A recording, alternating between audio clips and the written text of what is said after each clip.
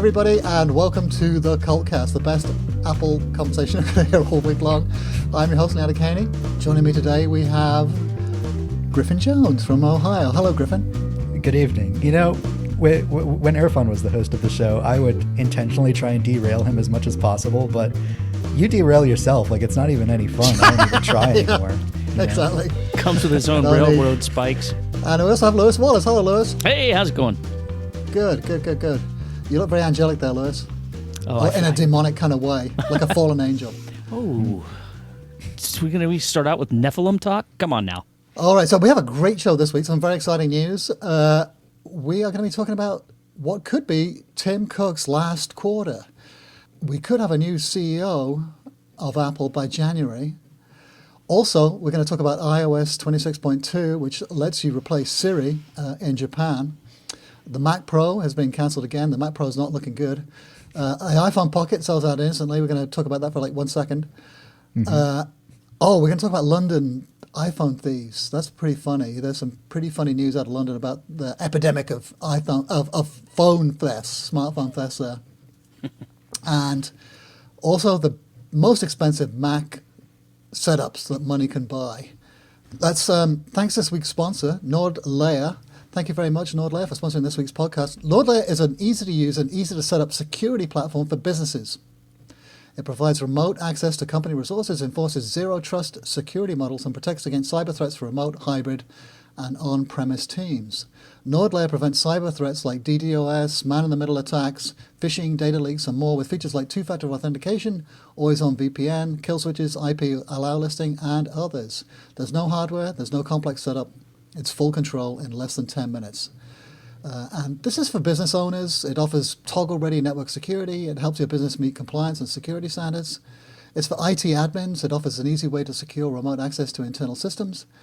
It gives them granular control, who accesses what, from where, and on what device. Built-in threat protection helps you spot risks early. And it's for cybersecurity conscious listeners. You know, anyone who's worried about their cybersecurity. It prevents ransomware, phishing, and malware attacks. It helps you monitor device health, user activity, and network events. So get an exclusive Black Friday offer, 28% off.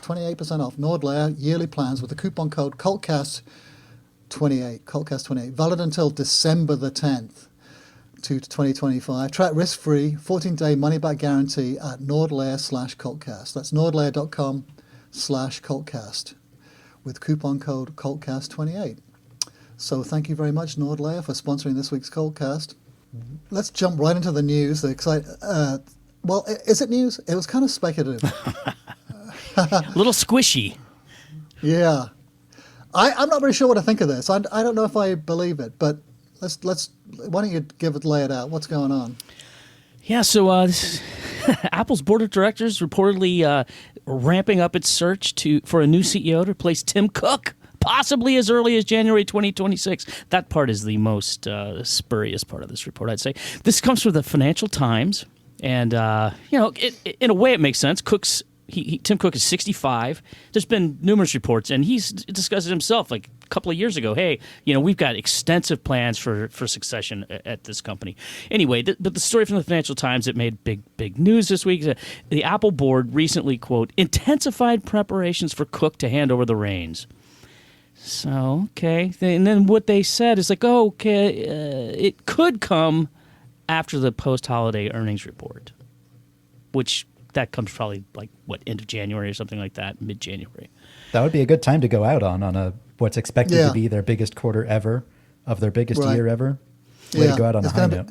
It's going to be a blockbuster. It's going to be enormous. It's huge. I mean, because look at the sales in China alone. Apparently sales in China are up 35% or something crazy like that.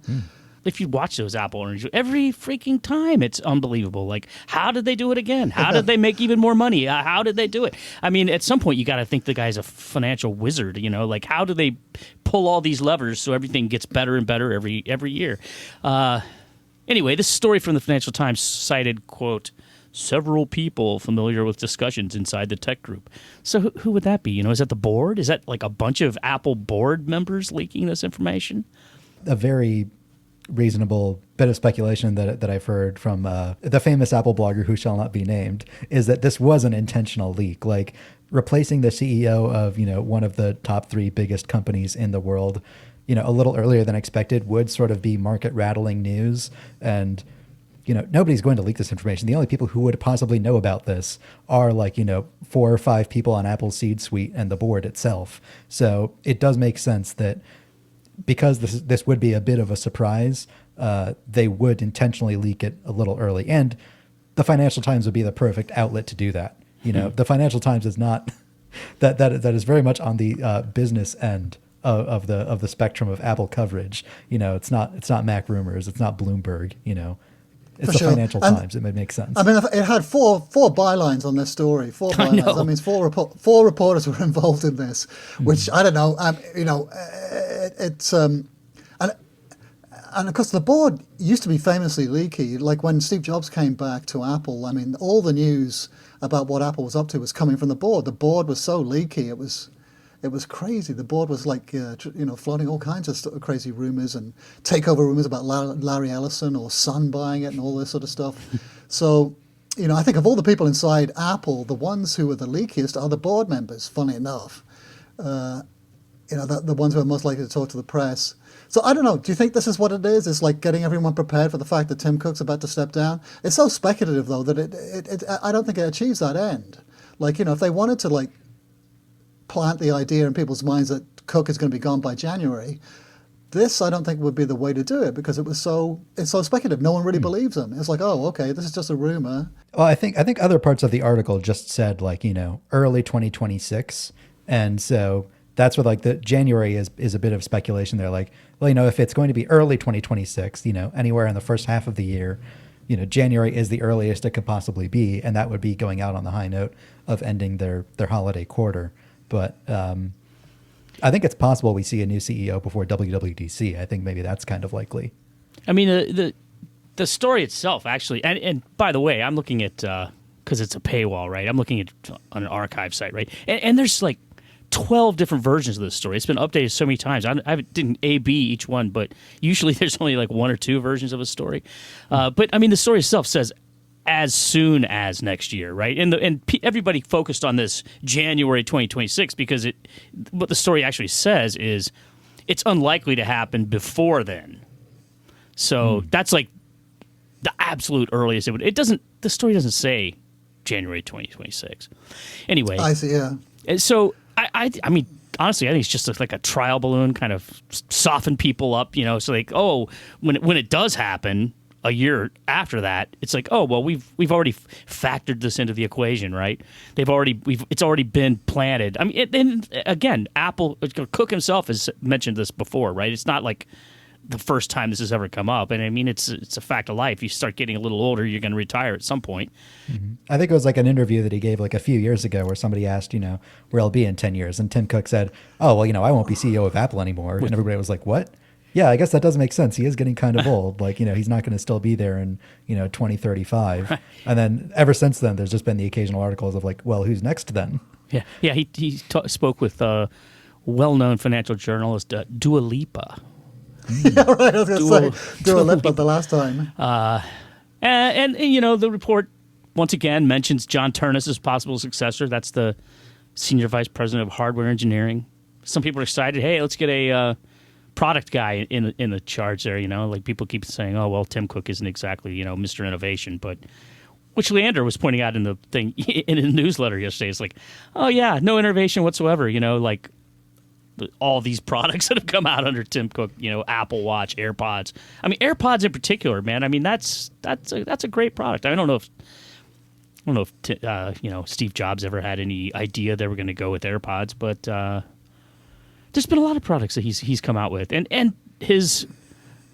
I mean, I believe it's true that it was Cook's idea to focus on services and turn that into, a gigantic business on its own, and that's a gigantic part of Apple's gigantic earnings. I mean, it's now the number 2 behind the iPhone, and it's almost surpassing it in terms of their percentage of revenue, aside from the actual iPhone quarter, but. Yeah, it's insane. I mean, again, every time I listen to one of those things, I mean, I'm not a business guy, but I'm just amazed. Like, how can they keep amping it up? I guess it's just, I mean, to some extent, it's just there's so many Apple devices out there. It just keeps kind of snowballing, right? I mean, I think the reason people are excited for John Ternus over Tim Cook is like, yeah, a lot of successes happened under Tim Cook, but they happened, under him. People below him were making the decisions of, let's make these AirPods, I think Tim Cook like maybe started the initiative of the Apple Watch, but that was largely Jeff Williams's and Kevin Lynch's baby to create that product. And I think people are excited that the number one chair, like the buck will stop at John Ternus. And I don't know what his job actually entails, but he certainly presents as being one of us. Like, he's a passionate Mac user. He deeply understands the Mac. Enthusiasts are more excited for him to be calling all the shots there. I think people were worried when Tim Cook took over. Like, oh, he's an operations guy. He's just like a boring businessman. He's not going to have the same kind of innovative spirit that Steve Jobs had. And I think Steve Jobs got too much credit. Well, hold on, it's kind of complicated, but in the sense that Jobs' success was largely due to Jobs, and of course that in some respect is true. He definitely rescued Apple, and Apple would not be in the state it is in without Steve Jobs being there. But he also isn't the guy that's doing all the work, the ground level work. He gets all the credit for all the amazing things that they were able to do, and of course his leadership of that company was exemplary. It was the most unlikely and incredible corporate turnaround, I think, probably in business history ever. But then look at, I'm going to miss Tim Cook because his stewardship of the last, 15 years has been astonishing. He took a 350 billion company into what is it worth now? How many trillions? 4 trillion? Yeah. I haven't checked today, but it was 4 trillion earlier this week at least. Unlike John Scully, Tim Cook is smart enough to recognize I'm not a product guy. I'll make the product guys below me make those decisions. I'm here to lead the ship in other ways, Right, exactly, yeah. So I'm kind of worried about Tim Cook stepping down now because he's such a really exemplary CEO, and it's like the Mac lineup this is the best lineup of Macs ever in the 40, 50 years that the Mac has been on the market. Like they've never ever had a better lineup, and I think Steve Jobs would be proud as heck, wouldn't he, of what they have achieved. The ecosystem is astonishing. The iPhones are the best they've ever made. They're like way ahead of all the competitors in the smartphone market. Apple just continues to like kill it on every front. Not a dud amongst them. I think I'm a little skeptical about John Ternus. I think Siri. people are making the same mistake they made when when Jobs died. That the front runner actually was Johnny Ive, and it was because he's the guy that designed most of these products. He's in a lot of the product videos, and I think a lot of people were speculating that he was going to be CEO because he had a high profile. Nobody else at Apple had a high profile under Steve Jobs. It was all Steve Jobs, wasn't it? He gave all the keynotes. The only person he ever really brought out was Johnny Ive. There was a couple of guest cameos, from Phil Schiller and some of the other executives, but basically it was Johnny Ive. And I think people are making the same mistake here making the same assumption here with John Ternus, because he has a high profile in Apple's product videos. He's going to be the successor, but I'm not so sure. I did a story about this, and Tim Cook's real right-hand person is Deirdre O'Brien, and also the guy that just took over the COO role, Savi Khan. Those are his chief lieutenants. Whether they're good CEO candidates, I'm not sure, but those are his Tim Cook's personal sort of lieutenants, the ones who he's brought up, his most trusted executives at the company. I don't know if they've been considered as CEO candidates. I don't know whether they would make good CEO candidates, but they're the ones that Tim Cook has relied on, to help execute his leadership of the company those last 15 years or so. So I think they should also be in consideration, and no one mentions them. They just because they don't have a high profile. They have no public profile. Deirdre O'Brien, I think, is given maybe less than half a dozen interviews and has said nothing really. But if you look at all the press pictures, every time they go to Tokyo, there's Deirdre O'Brien, there's Greg Jauziak, there's some other people that I never mentioned. I don't know. I'm not sure. I'm a little skeptical that Ternus is going to be named. It would certainly be a change. They could keep the Tim Cook succession pipeline in place, where the natural path of things is just to promote the COO to the CEO role, and then that would be Savi Khan, and whoever his lieutenant is would be the next in line. But promoting John Ternus is a change in that strategy, I guess. He's coming from a different background. He'll have a different perspective. if they wanted to just continue the Tim Cook era into the Tim Cook 2 era, yeah, they would. I mean, before they would have promoted what's his name, Jeff Williams, into the role, but now I guess it would be Sabi Khan. Yeah, but he's also, I believe, the same age or similar age as well. So that maybe he's not a candidate, or maybe they're doing something clever. Maybe they are. Maybe they're putting John Ternus, front and center because they want people to get used to the idea that he's going to be the next CEO. I mean, maybe that's why he has such a high public profile, because they sort of this is the kind of mistake I think that Steve Jobs made with Tim Cook, is that he had no public profile. No one knew who he was. They were very, very afraid that he was not going to be a good CEO. They could not see what Steve Jobs had seen.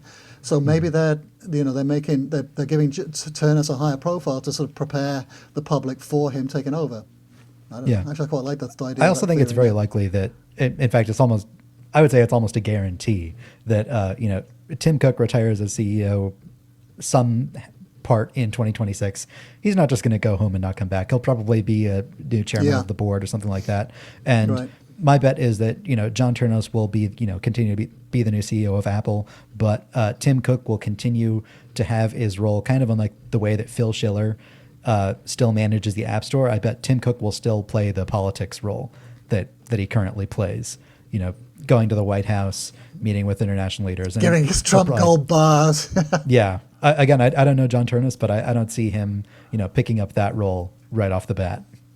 There's something about John Ternus's chin that upsets me. I just don't like it. Well, another thing that that story actually mentions that Cook would probably be chairman of the board. Well, I think Arthur Levinson, hasn't he kind of overstayed his welcome? I mean, not that he isn't doing a good job or whatever, but isn't there like a time limit on it, or they have something like, okay, they can't be over 75, or there's some. I didn't research this before this story, but there's some kind of time limit on his role as chairman of the board, and I think that's up or about to expire very soon. So that might actually be the trigger for this. We want Tim Cook to take over. This guy's got to step down. Good point. Am I making this up? I hadn't heard that, but that's an interesting point. Maybe that will give you a clue into the timeline. When does Arthur Levinson have to step down? It actually says, the AI overview on Google says Levinson will likely be replaced at the next shareholder meeting as early as January 2026. Oh.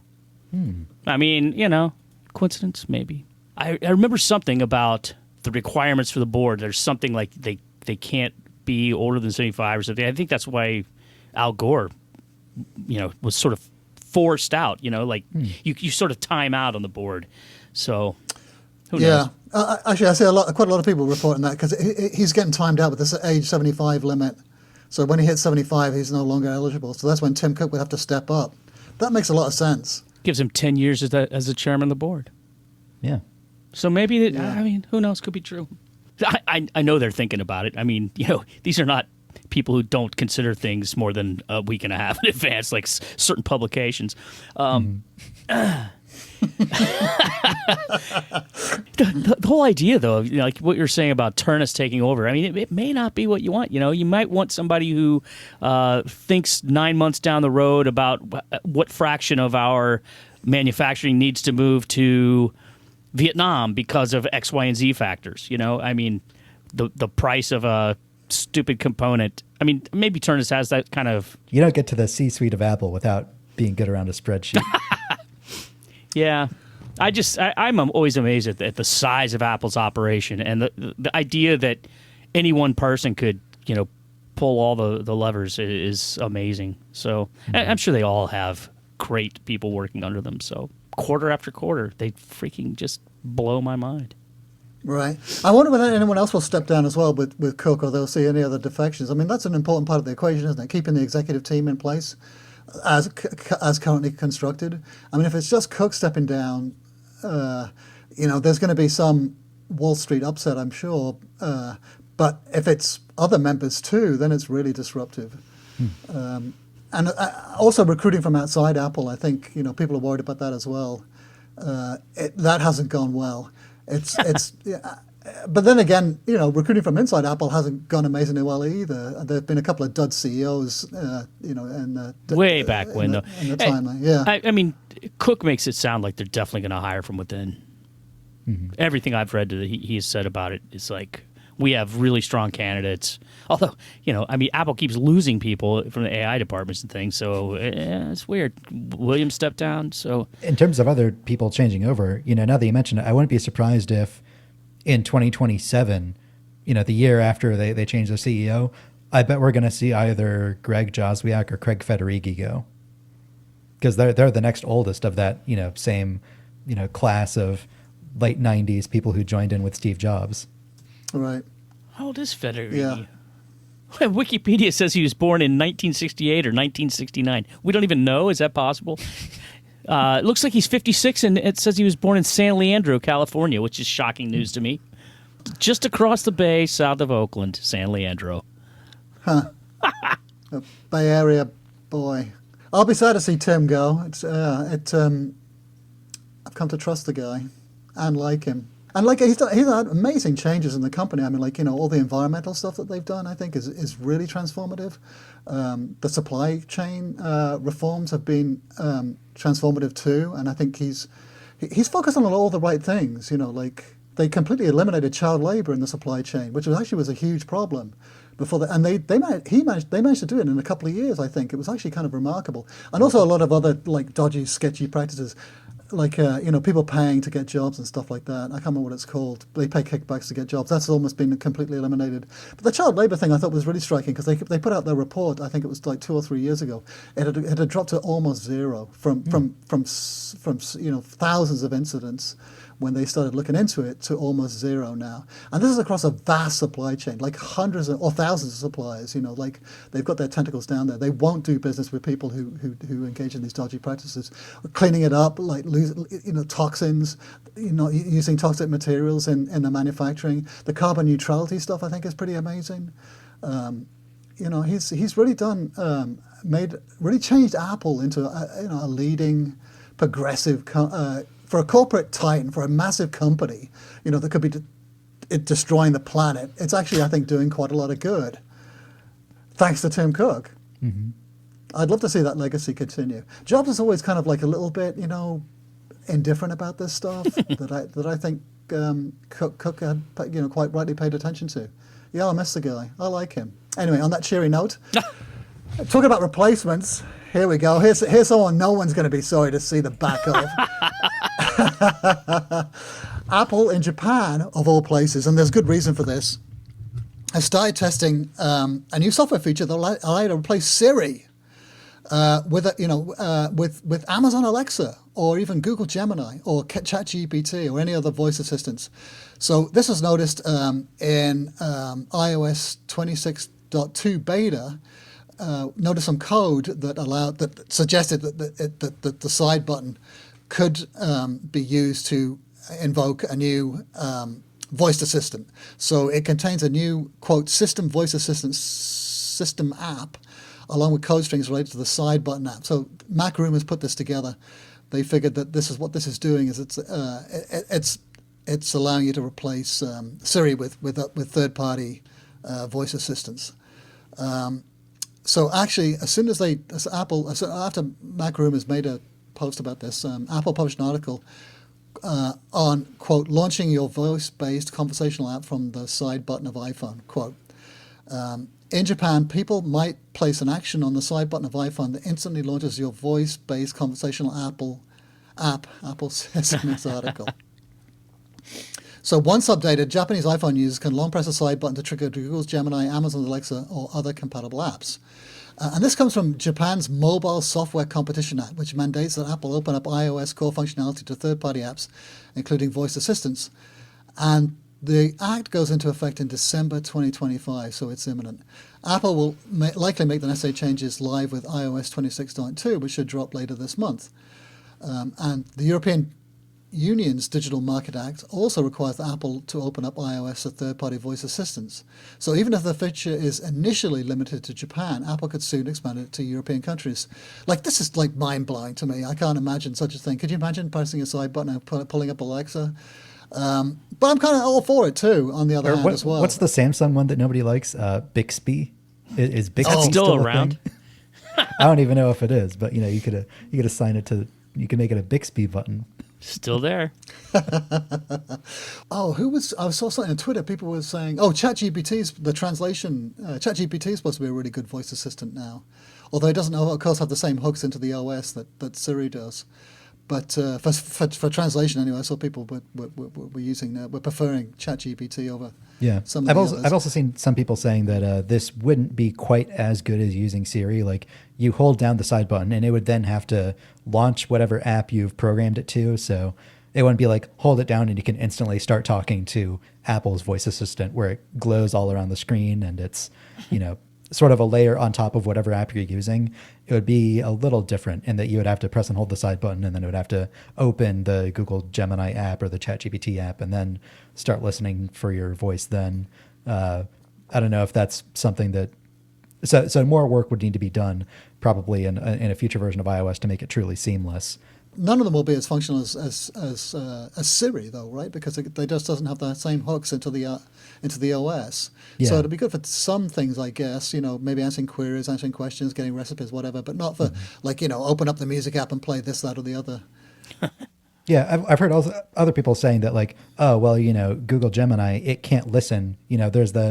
There's the phrase you can say out loud that'll activate the voice assistant that I'm not going to say because I don't want to activate everybody's voice assistants. But there's a thing you can say that your phone is always listening for that will activate it. And that feature, people are saying, oh, well, Google Gemini can't do that. ChatGPT can't do that. They can't program their own phrase that your phone will then listen for. But that's actually not true because there's the vocal shortcuts feature that they built into iOS 26, which is a feature that basically lets you train your phone on any new arbitrary phrase that you want where it'll like automatically run a shortcut like that. So Apple could use that foundation that they've already programmed to enable like third-party apps like ChatGPT to start listening to a phrase like, hey, ChatGPT or something similar. So, Griffin, could you create a shortcut so you'd say, hey, dipshit, and it would trigger Siri? Yeah, you could. I'll put a link to that in the article show notes. I might have to use that because every time I bark a command of my HomePods here in the kitchen, all the other devices start lighting up too. I want one that says, "Hey, HomePod, play," this, that, or the other song. Although I stopped doing that because now it doesn't. It keeps playing the wrong song, the wrong version. Yeah, isn't it great? Isn't it? It's really annoying. You think it's bad when you're in in your kitchen trying to get it to play something on a HomePod. It's way worse when you're going 70 miles an hour down the highway and you're just like, all I want you to do is play this one particular song that I know is in Apple Music. Why can't you do it? Yeah, it's infuriating. So anyway, let's hope Tim... this is one thing that Tim Cook has not exactly done well. Let's talk about the Mac Pro, which is also looking a little shaky. This is a very, very tragic news. Apple has, quote, largely written off the Mac Pro and does not plan to significantly upgrade its expandable desktop computer in 2026. Apple reportedly doesn't plan to upgrade the Mac Pro with the M5 Ultra chip next year. Quote from Mark Gurman, the sentiment internally is that the Mac Studio now represents both the present and future of Apple's professional desktop strategy. The Mac Pro has, quote, been overshadowed by the Mac Studio, which received the M3 Ultra chip earlier this year while the Mac Pro stayed put. Now there's the bad news.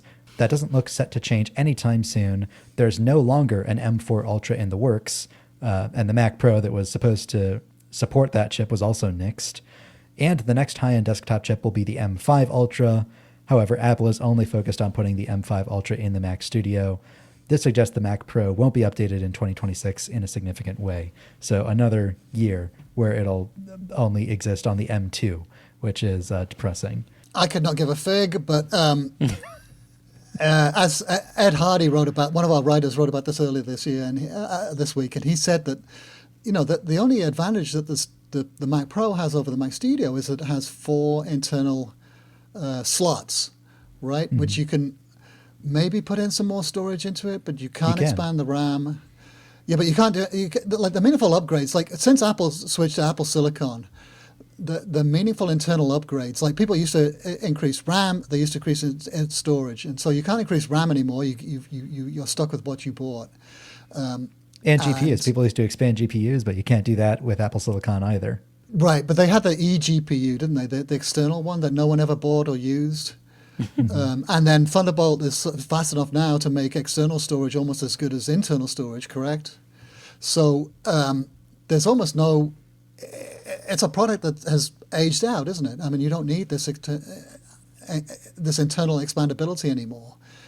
So it doesn't really make any sense to keep updating it. It's like, it's a dinosaur. The real benefit that it has is that it's much bigger. So if Apple were interested in it, they could develop a much higher end chip that could actually take advantage of the extra cooling and slap a giant heat sink in it and give it a giant power supply, really overclock it, maybe like get some fancy like vapor chamber in there.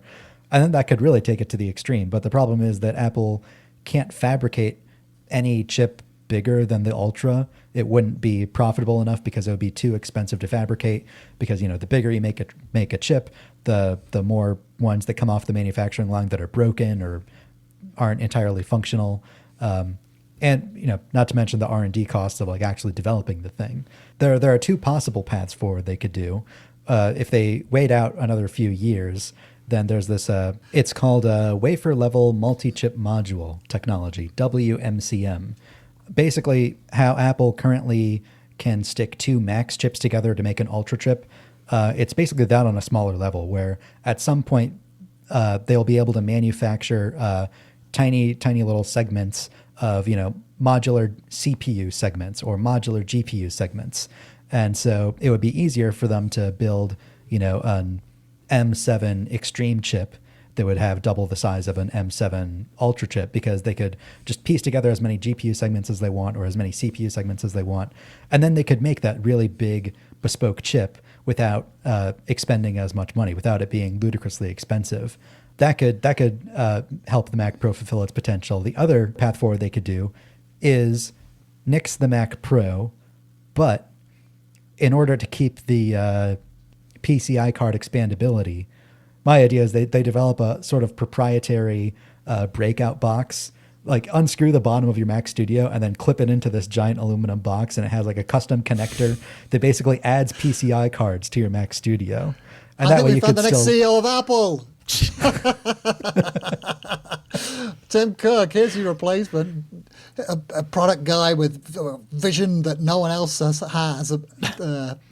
Yeah, I mean, again, the Mac Pro is basically a Mac Studio with expansion card slots. If they build like a custom breakout box that adds expansion card slots to the Mac Studio, then they don't need the Mac Pro anymore. The sad part there is that then they're committing themselves to only ever building a chip as powerful as the Ultra. I prefer path one, because that's still trying to pursue the making the fastest personal computer in the world. Go all out, balls to the wall. Let's see what it looks like when you have a computer that has 128 GPU cores in it. That would be really cool. Well, the custom chip sounds very exciting, but this, of course, is a kind of a return. This reminds me of Steve Jobs. Like he was vehemently opposed to putting expansion slots in the early Macs because adding hardware added that extra layer of complexity, and it made it much more unstable. There was a cause of crashes, and he wanted to keep that control over the internal components. Steve Wozniak, I think, was the one who was pushing for the expandability in like the Apple II, or I can't remember what the machine was. The same with the Mac. He was totally against any kind of expandability in the Mac as well in the early days. This is kind of a return back to the very early stages, the beginnings of the Mac, where it was all totally locked down. You could not expand it at all with any hardware capabilities, and it kind of makes sense. It's actually it's a good strategy. I think, right? If you make all the all of the expansion options external, it makes it so much simpler, doesn't it? And so much more stable. You just plug stuff into it. It makes a lot more sense. I think there's also a story where the original Mac team started development on an expansion slot in the Mac, and they just called it a diagnostic port, and they got away with that for a few months until Steve Jobs was like, "What is this thing? Are you just trying to sneak by an expansion port on me? No, get rid of that." Well, I for one will not miss the Mac Pro. Although I down in my basement I've got the cheese grater, the Power Mac G5. We mentioned this already, and I still can't quite bear to throw it out, to get rid of it. Even though it's just a dust magnet. I haven't used it for years. Well, of course you shouldn't throw it out. You live in San Francisco. If you put it on Facebook Marketplace or Craigslist, you'd have people knocking down your door within minutes, taking it off your hands and giving it a loving home. I am a little skeptical about that, but I should definitely give it a try. I mean, it's got to be better than recycling it, taking it down to Recology and seeing it go in the landfill. Yeah, it's a huge tragedy. Any listeners, if you live in San Francisco and you would like Leander's Power Mac G5, send us a text using the link in the show notes. Not a bad idea. I've got a bunch of old broken MacBooks too. You can answer I've got a whole old iPods, old iPhones, some old iPhones. There's a whole bunch of electronic waste in it's an e-waste, No, they're collectibles. Collectibles, Leander. Signed by Leander Caney. Yeah, if anyone's interested, you come on over. I'll give you the whole lot.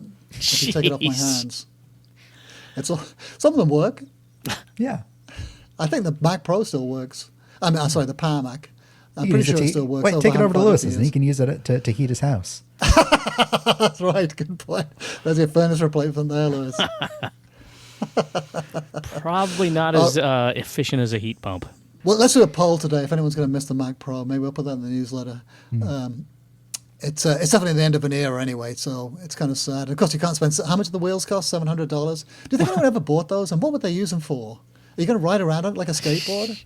Stephen Hackett bought the wheels while he briefly had a Mac Pro. And what for? What did he use it for? Putting wheels on it.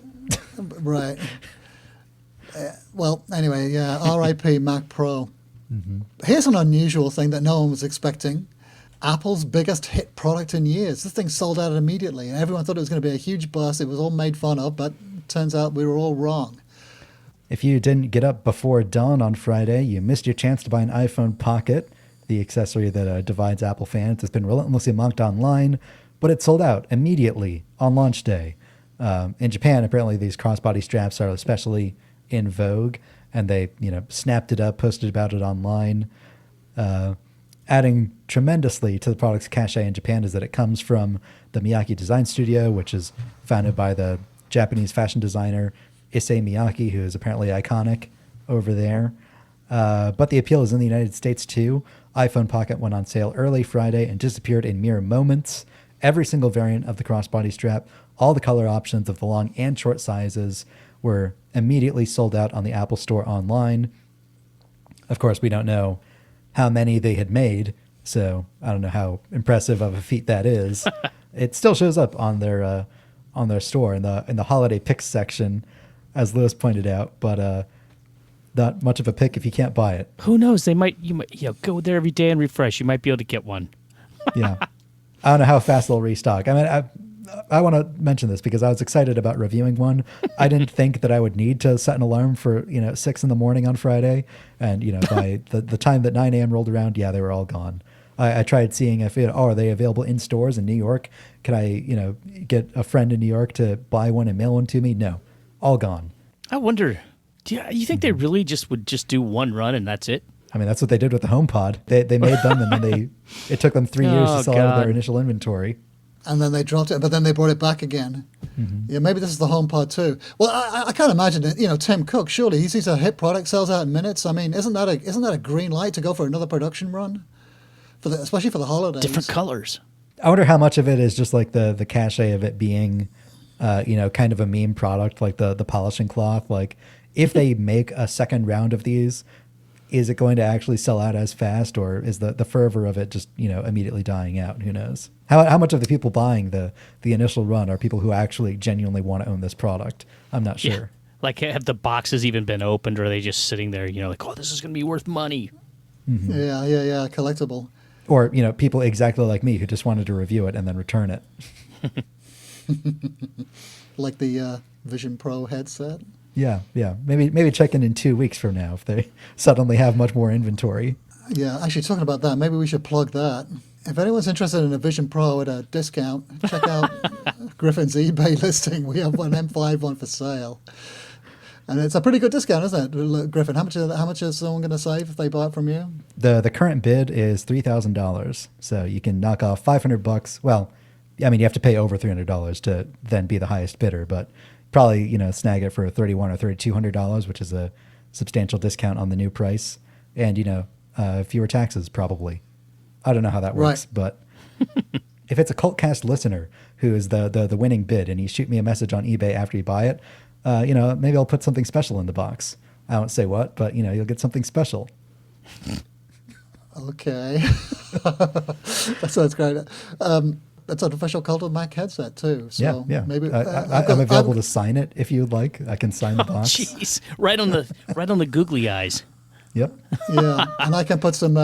I'll put some. We've got some Cult of Mac stickers we can include as well Oh, gee. to really make it worthless. Well, yeah, we'll put the listing in the show notes, won't we, Griffin? Mm-hmm.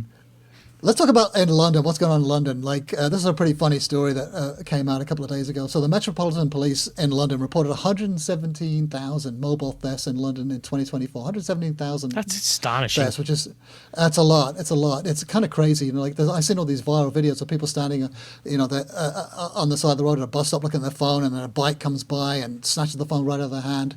God. It's epidemic. It's a lot. So. But there was one particularly brazen incident recently involving a man called Sam. So in January, 8 men surrounded Sam, roughing him up and demanding he hand over everything he had. They took his phone, camera, and even the beanie hat from his head. But as the gang fled, one thief turned around and walked back to Sam with his Android device in hand. And, quote, don't want no Samsung. Don't want no Samsung. The thief Not said only do they bluntly. not want it, they don't even want to bother throwing it away. They just gave it back to him out of courtesy. Wow. They handed it back to him. Yeah, crazy. So apparently Sam isn't alone in this bizarre experience. Someone else called Mark had his Samsung Galaxy snatched by an e-bike rider who sped past. Mark gave chase on foot, but quickly realized he couldn't catch up. Then something unexpected happened. The thief stopped, examined the stolen phone, and then simply threw it on the ground before cycling away. Since the device wasn't thrown with force, Mark recovered his phone undamaged. Quote, if anything, I felt a little rejected, he said. My poor phone. Oh, poor Sam. So, in Simon's encounter, a would-be mugger bounded across the street as if greeting an old friend, striking up a conversation before asking if Simon had Spotify. Thinking the stranger wanted to share his music, Simon pulled out his Samsung Galaxy to help. The moment the man saw it wasn't an iPhone, he lost all interest and walked away, muttering to his accomplice that the, quote, phone's dead in it. The phone's dead in it. I'm not sure I get that, but... So, this apparently is because of the low resale value of Samsung handsets. So they are simply following the money. This is according to Jake Moore, a cybersecurity expert advisor for ESET, Apple devices command better prices on the black market, making them far more lucrative targeted than Android phones with lower resale values, regardless of their original price. So importantly, both platforms have similarly robust security features. So iPhone aren't being targeted because they're easier to unlock. It's purely about profit margins. So yeah, that no one wants to buy it. No one wants to touch a Samsung at all. Not even iPhone. Not even phone thieves, which I think is kind of crazy. And it's funny that there's not just one example, but 3 or more of these. And this is even for brand new handsets too. Even the latest Samsungs. No one wants them. I saw a bunch of comments on this story on X. People saying like, "Oh, that's like a great feature of the Samsung phone. It's theft proof." Yeah, right. I wonder if sales have taken off in London. That's exactly right. Yeah, I was asking my brother. My brother lives in London, and I asked him. Like he didn't have anything to report really. Like unfortunately, he hadn't seen it. I was asking him for crossbody straps. I was wondering if this is why Apple introduced the crossbody strap because. Maybe it was Johnny Ive coming from London, that kind of thing. Apple had long had a connection with the city. Maybe this was like something that people were interested in. But he said he hadn't noticed any particular uptake. But then again, my brother, I don't know, he's not particularly observant, or no, I don't think I should have used him as a source. But, yeah, I mean that's an advantage of them. If you got it tied around your neck, it's much harder for somebody whizzing by on an e-bike to just pull it out of your hand. God, break your neck. right. Might throw you to the ground, but You need like a carbon fiber cane, and you just jam it in the spokes of the bike. I'm sorry. If the thief grabs an iPhone off of you, what would they have to do? So it's unlocked, presumably, right? Could they immediately disable the security features? Well, that's the classic thing, right? Like, remember that scam a while back? People were figuring out how to, there was some little trick they were using to get people's unlock thing, and as soon as they get it, the first thing he did was change it and access their, access all the stuff that's on the phone, right? What you're talking about is like people in bars would like socially cozy up to a stranger, try and get their passcode because people give their passcodes out willy-nilly, and then run off the phone with the phone, or, hand it to somebody who's going to run off with it. And then now that they know the passcode, they could immediately, they knew where to go in settings to quickly disable Find My and turn off the phone. But if somebody's just taking your iPhone out of the street, presumably they don't know your passcode. So I don't know what they would do in that situation. Well, if you're sitting there talking and it's unlocked, they can't disable Find My. The best they can do is, turn it off. But, the newer iPhones are still findable with Find My even after being shut off. They wrap them in foil so that Find My doesn't work. And there is, I think, despite what Apple says, there is software that you can use to wipe even a brand new locked phone. or just ship it to China for parts. Well, the parts are locked, aren't they, sometimes? So that I think that's even more contentious because the parts also are locked, aren't they? This is to that ID. I think it's easier to. I know we've written about this. We've written a couple of posts on it. There's software that will wipe the whole thing, and you can start brand new, fresh. There's definitely ways to wipe it, despite what Apple says. I wonder if is that actually still true, or was that a few years ago thing that they've patched in recent versions or not? Oh, I don't know, but this is true about probably about a year ago. And yeah, I've seen people's stories where people have tracked their, I think someone was able to track their phone to China, and then they come back. I think they often come back to Western countries after they've been wiped. But yeah, so that's a good tip. If you don't want to get your phone stolen, get a Samsung. Or an iPhone Pocket if you can get one. Yeah, that's a good point too. All right, let's talk about the question we got from text. We got a listener question. Griffin's gonna. So this question came in a while ago from a listener via text, but now we have a good answer for it. The question reads, "The text feature is okay." Good to know. "But as a listener who mostly listens in the car, can you guys bring back chapter artwork, especially with more visual segments like setup reviews?" When I started editing the show, the audio version, I started including chapter-specific artwork, which is a feature that you can embed in MP3s and is available in most podcast players. However, when we switched podcast hosts from Libsyn to Buzzsprout supported like a different standard for chapter-specific artwork, but it wasn't as easy to do, and it wasn't supported in Apple Podcasts. It was one of those fancy new standards that VCs come up with as a way to like reinvigorate podcasting that ignores the fact that MP3s already have a lot of these supported features, and they have since like the 90s. So a lot of people don't even know about chapters at all that are embedded in MP3s. But now Buzzsprout supports chapter specific artwork. I'm pretty sure it does. I've been told that from friend of the show Graham Bauer, who also hosts the Apple Core podcast using Buzzsprout, and he was very excited to tell me about this. So if you check your podcast player right now and you see a picture of my cute dog, Indy, then you'll know that chapter-specific artwork works. And if you don't see my cute fuzzy dog, then you should get a new podcast player. Or it means that Buzzsprout doesn't support it and I've been lied to, in which case you should email Graham and tell him what a filthy liar he is. That's just not even possible. Graham would never lie. No, he's maybe the nicest dude person on the planet. So cut a long story short, we're gonna be using nice pictures in future versions of the podcast, right? Yeah, this is our test bed. We'll see. Yeah, we'll find out this week. Mm-hmm. And in fact, we're going to be putting a picture of this amazing setup here that we're going to talk about right now. Lewis, what's going on in this setup? Oh my, there's a lot going on in this setup. We got to look at that. Just what we're talking about, the M2 Ultra Mac Pro. Gorgeous, gigantic cheese grater hidden off to the side. I mean, honestly, I think it should be front and center. I mean, it's not ergonomically correct, but I want to see more of that. If I spend $7,000 on a computer, I want to look at it every time I enter the room. If nothing else, it should have a pin spot that just lights it up.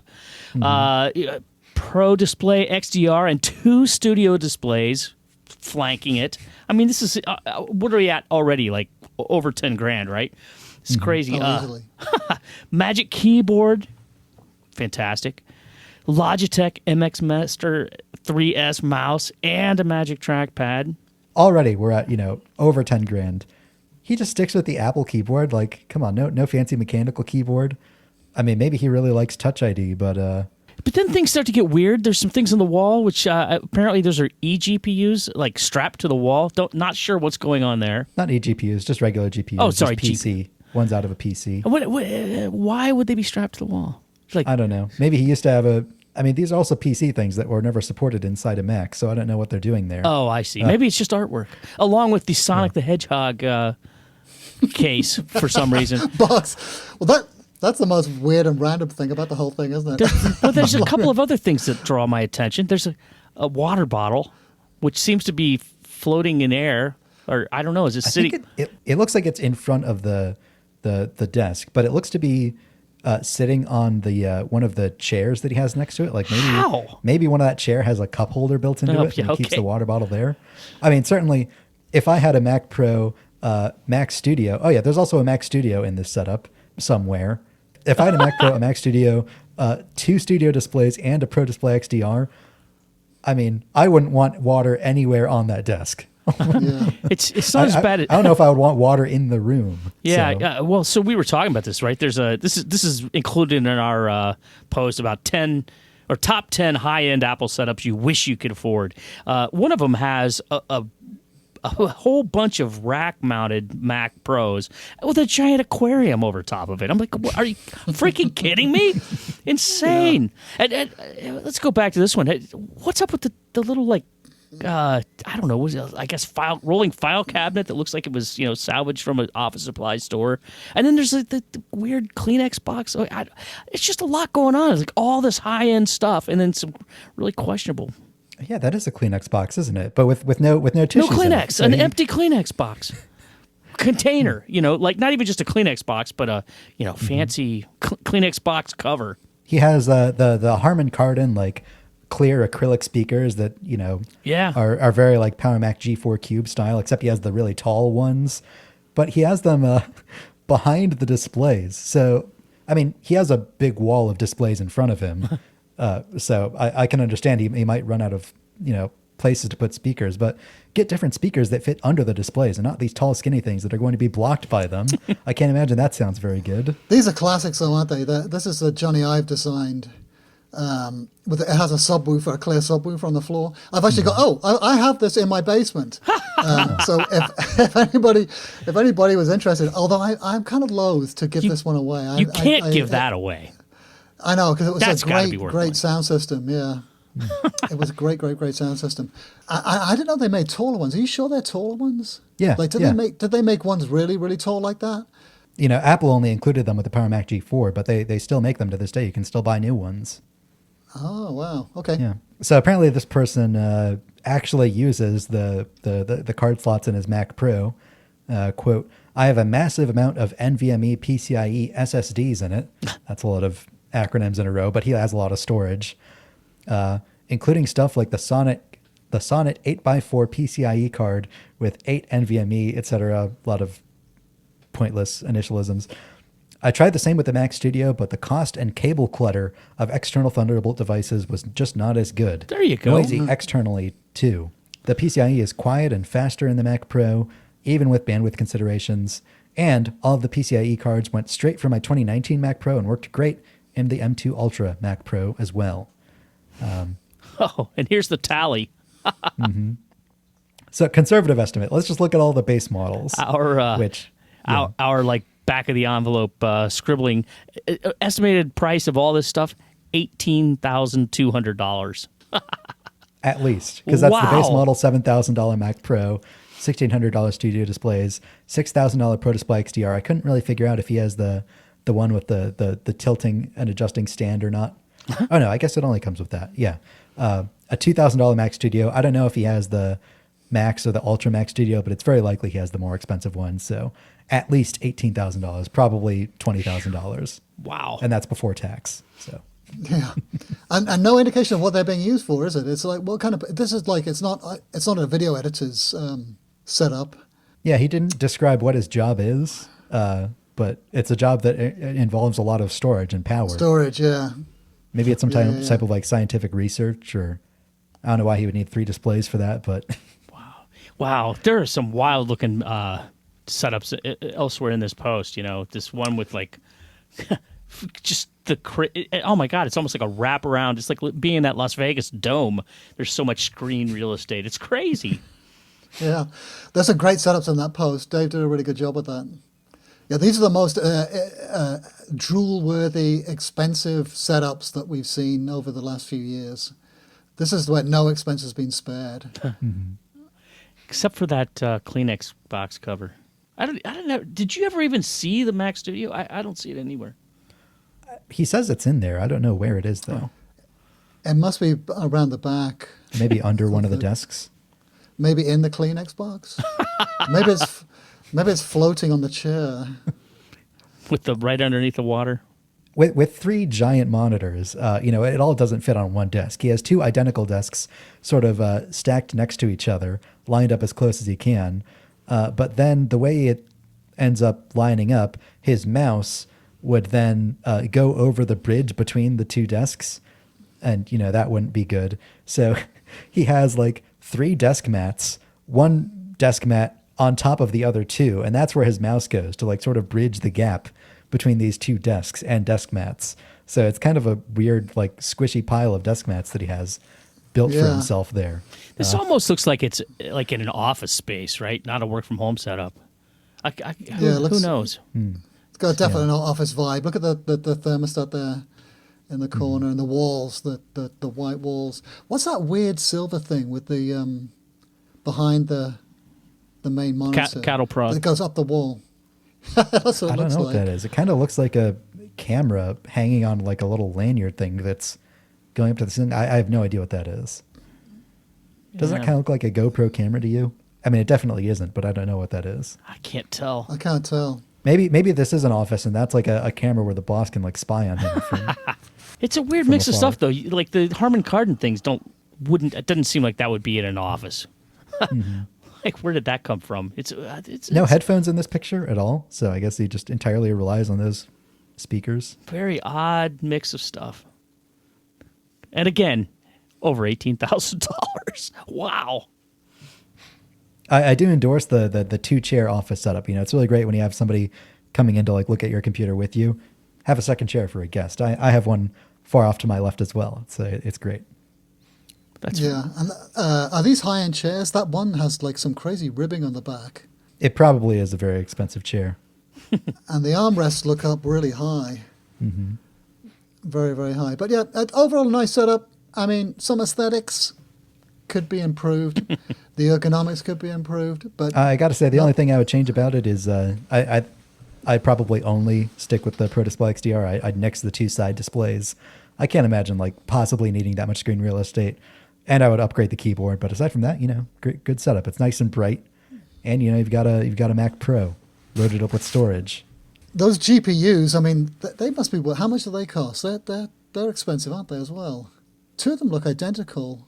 Maybe those are Apple's like MPX modules for the Mac Pro. I don't know what those look like, but maybe that's what 2 of them are. But the other 2 clearly look like these are PC GPUs. Maybe those are like he wanted to keep a memento of the PC that he had before the Mac Pro.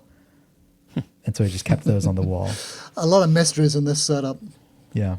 Well, anyway, thank you very much for for the person who took this picture and shared it with the world. My wife said that we were being mean about these setups and that we were like, we should be kinder. It's probably true. Yeah, I think so too. I mean, it's not very nice to be ripping people's setups in public. We kind of have run out of time. That's all the time we have for you this week for the CultCast. So thanks very much for everyone for listening. If you want to have more, Lewis is on Twitter at Lewis Wallace, Griffin's on Mastodon at dgriffinjones, and I write a newsletter every day for the Cult of Mac at newsletters.cultofmac.com. If you have questions or comments, please send us a text or use the link in the top of the show notes or go to YouTube and leave a comment there. I'll say we need more questions, so send us your questions. Right. Yeah. Especially like troubleshooting questions, yeah? Like it'd be good to, if you have a problem, a sticky problem, don't ask ChatGPT, ask 3 clueless guys on the CultCast instead. All right, so thanks very much for listening. This is the CultCast, the best Apple conversation you can hear all week long. I know, I don't know what's wrong with me. This is the bang on my head that scrambled my brains. Jeez. Oh yeah, because you're so good at doing this before. Yeah, right. No, it's made it even worse. Anyway, this has been the CultCast, the best Apple the best Apple conversation you're going to have all week long. New episodes of CultCast come out every night, Thursday night. This is getting worse and worse. Thanks everyone for listening. We'll see you all next time. Bye. See ya. Please buy my Vision Pro on eBay. Link in the podcast description. Oh dear. Oh dear. That was awful. I'm a terrible host. Come to the realization I'm also fucking starving and I've got to do the goddamn newsletter. Do we have any posts for it today?